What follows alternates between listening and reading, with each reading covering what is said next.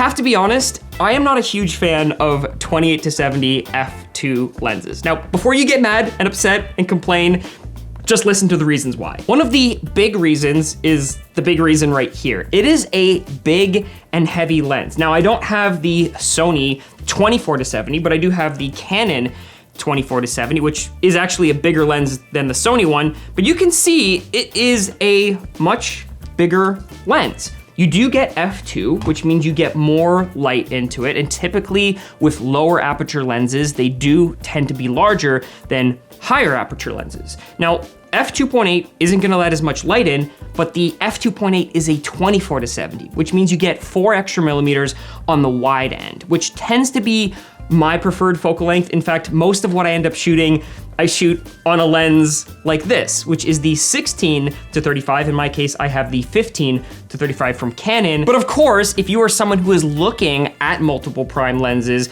maybe some f1.8, some f1.4 lenses, and you figure, well, I'm probably gonna buy like 2 or 3 of those, maybe I'll just buy something that's a little bit more versatile.